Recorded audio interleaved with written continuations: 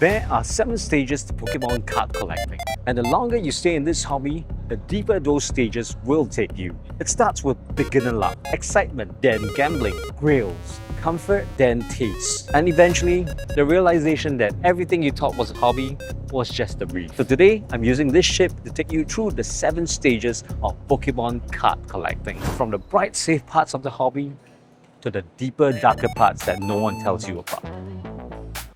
Beginner's luck. The little bit of magic that gets you hooked in the first place. This is where most collectors begin. Not with discipline, but with magic. The hobby always gives you a hit. That's how it hooks you in. Everything is nice and shiny and fresh at the beginning. A lucky pull, a good trade, a random win, and suddenly you think, maybe you're actually good at this. And that's what beginner's luck does. It makes the hobby feel generous, when in reality, this is dangerous. It teaches confidence before understanding. Because before you learn timing, conditions, supply, liquidity, you get emotionally attached. So if you think a few good pulls means you have a natural gift for this hobby, this is probably you. Because beginner's luck is not mastery, it's just a welcome drink. And once the hobby actually gets you through the door, that's where the hobby actually begins. And this is the excitement phase. Everything is bright, everything is moving, everything feels important. New set, new chase card, new promo, new Pokemon everybody loves suddenly. This is where collectors stop buying with intention, but buy with momentum instead. They see movement and they call it demand. They feel excitement and call it conviction.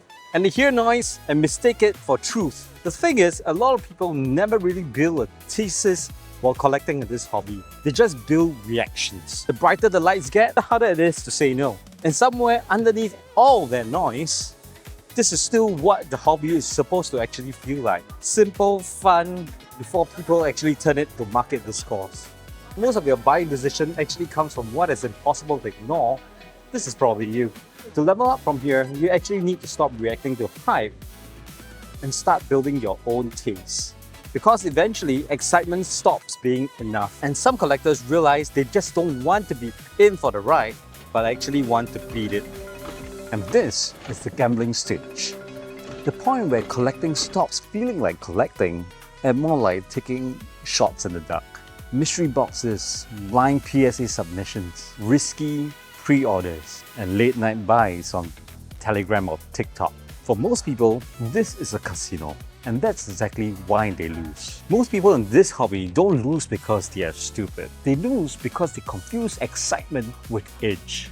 And that, my friends, is a very expensive mistake. Because this is the stage of false confidence. You think you've got a system, you think you got it figured out, you think the hobby is finally making sense. Still guessing, still hoping.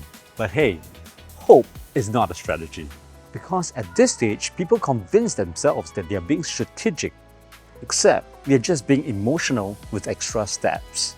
They tell themselves, this one feels like a 10, there's no whitening. This card is definitely gonna explode. And sometimes they're right. And that's why this stage is very, very dangerous. The gambler's fallacy is nothing to be taken lightly of. Just enough wins to keep the game alive. So, if you're someone whose strategy depends purely on vibes, hope, and maybe this one feels good, this is probably you. To level up from here, you're gonna stop taking pot shots in the dark and start learning why certain shots are worth taking. And once gamblers get tired of taking random shots, they start chasing something even bigger. Something shinier. Something they call a grail. And this is the Grail phase. This is where ego enters the hobby wearing a very expensive suit. At this point, you're no longer just buying cards because you like them. You're buying significance, prestige, status, the flags. The feeling of owning something people can't. The Grail collector doesn't want a nice card. He wants the card, the one that says something, and ultimately the one that changes how he sees himself. And that's why this stage is always so seductive. Because some grails are real. Some deserve the obsession, but some of them are just performance dressed up as meaning. This is the stage where people stop asking, do I love this card? And rather they ask, if I have this card, how do others think of me? That's a very dangerous question. Once your self-worth starts getting attached to cardboard, you stop collecting and start performing instead. You refuse to sell because it's peaking, and missing it means you're not good enough. But in reality, it's just your ego asking to be justified. If part of you wants the card because of how it makes you look and not just how it makes you feel, this is probably you. To get out of here, you have to separate real meaning and borrowed status. And after enough chasing, something strange happens. The people who survive stop running, they get comfortable. This is the comfortable phase. And if gambling phase is pure chaos, this is directly opposite. And this is where collectors who have seen things usually end up. These are people who have lived through multiple cycles: X, Y, Sun and Moon, Sword and Shield, Scarlet and Violet, and now Mega Evolution. Multiple eras, multiple booms, ups and downs. They've seen enough to know that panic usually comes late, and hype usually comes expensive. So they don't chase anymore. They're way too comfortable for that. These are people who have made money, lost money, been right for the wrong reasons, and been wrong for the right reasons. And they know they don't have to be the first to every set or every trend. They've seen way too many cycles to be excited by one single wave. Well, this stage usually looks wise, and most of the time it is, but it can also be very dangerous because comfort comes with complacency. You stop checking your assumptions and assume everything will be the same way as it was before. You stop sharpening your eye. Basically, you stop wearing sunblock, and when you have no sunblock, you get sunburned. Oh, that's cheesy, but let's keep it in. No sunblock, get sunburned. Well, if you've stopped chasing, but you've also stopped sharpening, this is probably you. To level up from here, experience has to stay alive. Comfort without awareness becomes complacency. But the ones who survive the sunburn, well, they come back different, sharper, lighter, less desperate. They stop trying to beat the market every day and start learning how to live with it. That's when collecting starts becoming what it should have been long ago. Collecting itself. And this is where collecting becomes collecting. This is the stage where people stop asking what they're supposed to buy and just buy whatever the hell they want. Specific Pokémon, specific artists, specific art, cards that feel beautiful, cards that feel personal. This is the peak of money equal cards. Simple, healthy, and efficient. You pay for what you enjoy, you buy at a smart time, and you actually build something that feels genuinely yours. This is the best version of the normal hobby. Efficient, effective, enjoyable. Just a whole lot of taste and the best timing anybody can imagine.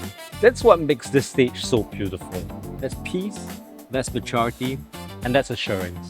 That's finally curation. Cheers. Thank you. If you buy what you enjoy at a smart time without needing anybody to validate you, this is probably you. And to be honest, to level up from this, basically you just have to be positive.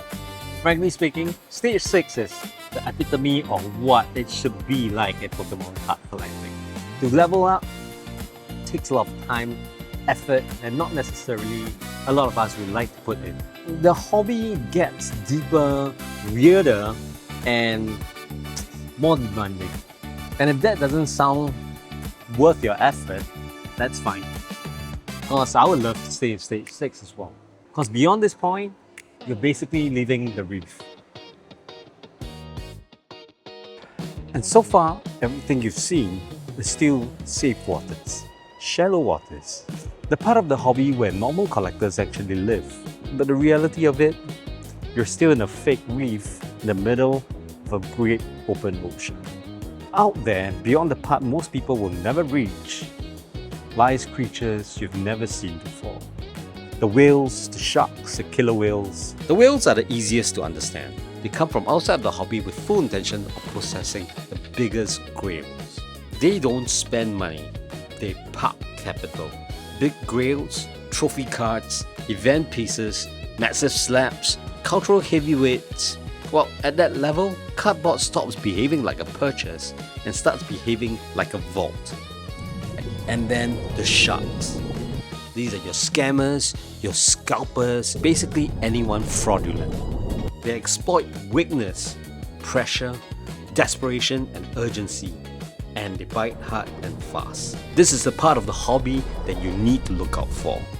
This part of the hobby is ugly but simple. They just want your money, and half of the time, they're taking the money out of the hobby for their own financial benefit. And then there are the killer whales. Killer whales are not just people with money.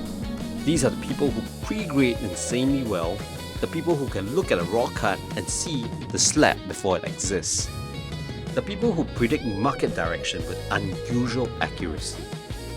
And that's why they compound fast. Not because they guess better, but because they see better. And they are right unusually often. They buy with conviction, they execute with precision. Imagine you are out there collecting 10 different cards. They are out there collecting 10 of the same cards, knowing that all 10 of these probably can get a PSA 10. They buy with conviction and they execute with precision. And because their edge is real, their capital grows faster than normal collectors can even imagine. The only real limit becomes how much capital they can actually deploy. That is why the killer whale is terrifying. Not because it cheats, but because it sees a version of the market that most people never know is there. And once you see that version of the hobby, you realize something. Most people think that they're in the Pokémon card collecting hobby. Well, they're not. They're just standing close to it. And the point of understanding the 7 stages isn't to turn every single collector to be the most dangerous creature in the ocean. It's to help to see yourself clearly and what you can do to move up to the next level. Because leveling up in this hobby isn't about becoming more aggressive. It's about becoming more aware. When you've spent enough time down the deep with the sharks at the whales, it's easy to get cynical. It's very easy to look at this hobby and think it's just a cutthroat financial matter. But as seniors in this hobby, we have the responsibility to look out for the young ones. Because if you want to survive in this market for long term, you've got to remember why we got into this in the first place. There is no PSA centering tolerance, there's no market rates, there's no hype cycles. It's just joy, pure, unfiltered joy. And that is the ultimate truth of the Pokémon market. Because the whales can trade $10,000 slabs or multi-million dollar slabs all day long. But the only reason why any of this has any value, the money exists because the magic exists. And that is the final stage. Not going any deeper, but remembering why you jumped in the first place. So the question is, how deep do you think you've really gone? I'll see you in the next one. Stay shiny.